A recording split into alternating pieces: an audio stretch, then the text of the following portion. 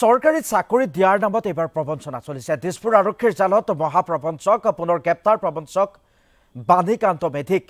কেইবাজনো ভুক্তভোগীৰ এজাহাৰৰ ভিত্তিত আটক প্ৰবঞ্চকটোক এদিন পূৰ্বে হাতীগাঁও আৰক্ষীয়ে গ্ৰেপ্তাৰ কৰিছিল মেধিক।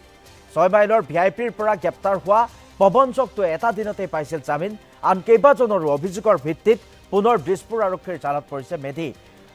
ধৃত প্ৰবঞ্চক বাণীকান্ত মেধিৰ ঘৰ গুৱাহাটীৰ হাটগাঁৱত বুলি ইতিমধ্যে জানিব পৰা গৈছে।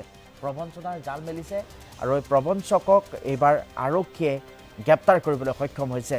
চৰকাৰী চাকৰি দিয়াৰ নামত প্ৰবঞ্চনা চলাই আহিছে। দিছপুৰত আৰক্ষীৰ জালত পৰিছে এগৰাকী মহাপ্ৰবঞ্চক। পুনৰ গ্ৰেপ্তাৰ কৰা হৈছে প্ৰবঞ্চক বাণীকান্ত মেধিক। এবাৰ গ্ৰেপ্তাৰ কৰা হৈছিল আৰু গ্ৰেপ্তাৰ কৰাৰ পিছত এটা দিনতেই জামিন লাভ কৰিছিল। পুনৰ আন কেইবাজনো ভুক্তভোগীৰ অভিযোগৰ ভিত্তিত পুনৰবাৰ গ্ৰেপ্তাৰ কৰা হৈছে। সম্প্ৰতি আৰক্ষীয়ে জেৰা চলাই আছে এই প্ৰবঞ্চকটোক।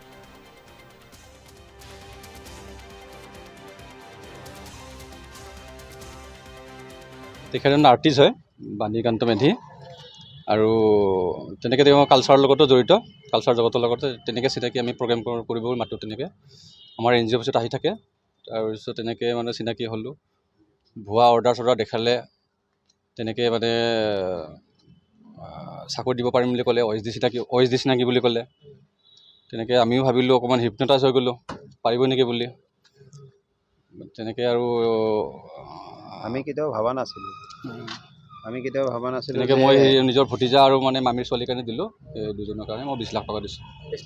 কি আছে ট্ৰানজেকশ্যন কৰি ইউ পি আই ট্ৰানজেকশ্যনত 6 লাখ দিছোঁ মোটামুটি। আৰু কমো হ'ব পাৰে 2 টকা।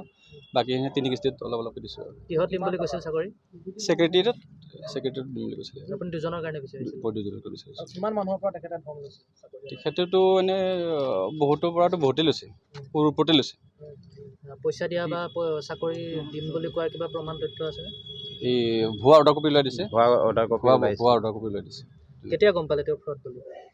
তেওঁ যেতিয়া অকণমান মানে চালোঁ, জনা মানুহক দেখালোঁ, এইটো কৈছে এইটো ভুৱা হ'ব, তোমালোকৰ এনকুৱাৰী কৰা। তেতিয়া গম পালোঁ। তেনেকৈ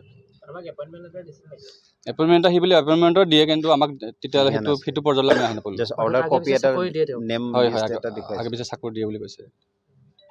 এজন অ' এছ ডি বুলি মানে ভুৱা অ' এছ ডিলৈ কথা পতাইছে। কল ৰেকৰ্ডিঙো মোৰ লগত আছে, মষ্ট প্ৰবেবলি কনভাৰ্চেশ্যন আছে। হাটগাঁও পানীটেংকি দলবাৰী। মোটামুটি বেছি বছৰ চিনাকি নহয়, এবছৰমানৰ চিনাকি। Global educational sports and cultural organisation. আৰু যাক পইচা দিছে তেওঁ মানুহজনৰ নামটো কি? বাণীকান্ত মেধি। মই মোৰ ভতিজাৰ কাৰণে দিছিলোঁ। আচ্ছা, কিমান দিছিলে আপুনি? মই দিছিলোঁ আপোনাৰ 14,50,000 টকা। আচ্ছা, ইউ পি আই অলপমান কৰিছিলোঁ 30,000 মান। তাৰপিছত বাকীখিনি এনেকৈ কিস্তিত দিছিলোঁ। কিহত দিম বুলি কৈছিলে আপোনাক? ছেক্ৰেটেৰিয়েটতে বুলি ক'লে। ছেক্ৰেটাৰী। আৰু দিম বুলি কয়? থাৰ্ড গ্ৰেডৰ LD পষ্টৰ কাৰণে। আৰু বহুত বিশেষ এনেকৈ ভবা নাছিলোঁ যে ইমান উঠা বহা কৰি এটা কালচাৰেল জগতৰ লগত থকা আমিও মানে এটা ভাল চিনাকি এটা হৈছিলে কম দিনৰ ভিতৰতে। আৰু তেওঁ যেতিয়া লাহে লাহে এনেকৈ পৰিচয়বিলাক দিলে, এনেকুৱা হৈছিলে আগত, তো আমিও মানে মই নিজেই নিজৰ কাৰণে কেতিয়াও দি পোৱা নাছিলোঁ বা কাকো মই কৰি পোৱা নাছিলোঁ। আৰু এনেকৈ এটা জনা বুজা হৈ পেলাইও মানে বুৰ্বক বনি গ'ল মানে।